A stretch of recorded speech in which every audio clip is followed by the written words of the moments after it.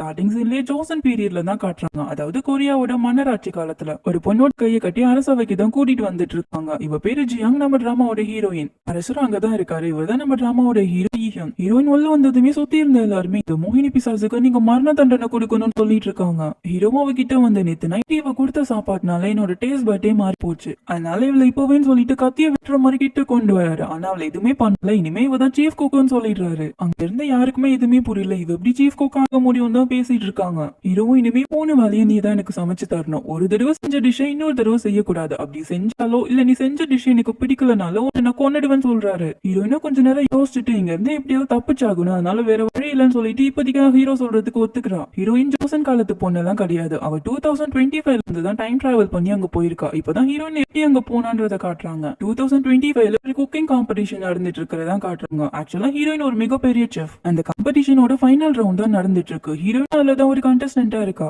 Last 5 minutes தான் இருக்குன்னு சொல்றாங்க. ஹீரோயின் ஸ்டவ் பத்த வைக்கிறா, அது ஆன் ஆகவே மாட்டேங்குது. அந்த காலத்துல எல்லாம் விறகு வச்சு தானே சமைச்சிருப்பாங்க. அது ஞாபகம் வரவும் கிச்சனுக்குள்ளேயே காஞ்ச புல்லு மாதிரி ஒண்ணு இருக்கு. அதை பாத்திரத்துக்குள்ள போட்டு அதை பத்த வச்சு எப்படியோ டைமிங் குள்ள கஷ்டப்பட்டு சமைச்சு முடிச்சிடுறா. ஜட்ஜும் வந்து ஹீரோயின் பண்ண டிஷ் பத்தி தான் கேக்குறாங்க. அவன் இன்னைக்கு வெனிசன் ஸ்டீக், அதாவது மான் கறி வச்சு தான் பண்ணிருக்கா. ஜோசன் பீரியட்ல வைக்கோல வச்சு தான் டோஸ்ட் பண்ணுவாங்க. நானும் இன்னைக்கு அப்படிதான் பண்ணிருக்கேன். அப்ப யோனிகன்னு ஒரு கொடுமையான அரசர் ஒருத்தர் இருந்தாரு. அவருக்கு ரொம்ப பிடிச்ச டிஷ் இதுதான், அதை தான் நான் இன்னைக்கு பண்ணிருக்கேன்னு சொல்றான். ஆக்சுவலா அந்த கொடுமையான அரசர் வேற யாரும் இல்ல, ஹீரோ தான். ஹீரோ பத்தி தான் சொல்லிட்டு இருக்கா. ஜட்ஜஸ் சாப்பிட்டு பார்த்துட்டு சாப்பாடு ரொம்பவே நல்லா இருக்குன்னு சொல்றாங்க. எல்லா சாப்பாடையும் டேஸ்ட் பண்ணி பார்த்துட்டாங்க. இப்போதான் வின்னர் அனௌன்ஸ் பண்ண போறாங்க. வின் பண்ணது வேற யாரும் இல்ல, நம்ம ஹீரோயின் தான். அவளுக்கு ரொம்பவே சந்தோஷமா இருக்கு. ஏன்னா இது சாதாரண காம்படிஷன் கிடையாது. பிரான்ஸ்ல நடக்கிற மிகப்பெரிய குக்கிங் காம்படிஷன். அதுல ஜெயிக்கணும்ன்றதான் ஹீரோனோட கனவா இருக்கும். அதனால அவளுக்கு ரொம்பவே சந்தோஷமா இருக்கு. அடுத்த நாள் கொரியாவுக்கு தான் கிளம்பிட்டு இருக்கா. அப்பதான் அவங்க அப்பா கிட்ட இருந்து போன் வருது. 1,00,000 யூரோஸ் பிரைஸ் மணியா கொடுத்திருக்காங்க. அது மட்டும் இல்ல மிஷலின் 3 ஸ்டார் ரெஸ்டாரண்ட்ல நான் ஹெட் செஃப் ஆக போறேன்னு ரொம்ப சந்தோஷமா சொல்லிட்டு இருக்கா. அப்பாவுக்கு அது கேட்கும்போது ரொம்பவே சந்தோஷமா இருக்கு. இன்னைக்கு சூரிய கிரகணமா இருக்கு, அதனால இன்னைக்கு இருந்துட்டு நாளைக்கு வாயும் சொல்றாரு.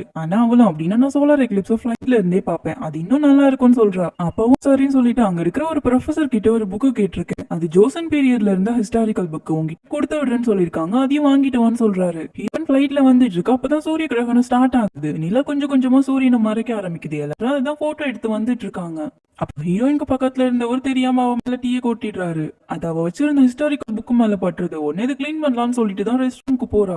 அப்பதான் அந்த புக்கை திறந்து பார்க்க அது ஒரு ரெசிபி புக்கா இருக்கு. அந்த புக்கோட லாஸ்ட் பேஜ்ல இருக்கிறது தான் படிக்கிறா. அதுல என்ன எழுதி இருக்குன்னா, இதை நீங்க என்னைக்கோது ஒரு நாள் படிக்கிறீங்கன்னா திரும்ப கண்டிப்பா என்கிட்ட வந்துருவீங்கன்னு சொல்லி எழுதி இருக்கு. கரெக்டா அந்த நேரத்துல தான் நிலா சூரியனை ஃபுல்லா மறைச்சு முழு சூரிய கிரகணமும் நடக்குது. பிளைட்டே ஒரு மாதிரி ஷேக் ஆகுது. ஹீரோனால உள்ள இருக்கவே முடியல, கதவையும் திறக்க முடியல. அங்க இருந்துதான் ஹீரோயின் டைம் டிராவல் ஆகி ஜோசன் பீரியடுக்கு வந்திருக்கா. ஒரு காட்டுக்குள்ளதான் வந்து விழுறா. அங்க அனிமலுக்காக ஒரு ட்ராப் வச்சிருந்திருப்பாங்க போல. அந்த வலையில மாட்டிக்கிறா. அந்த காட்டுக்குள்ளதான் ஹீரோவும்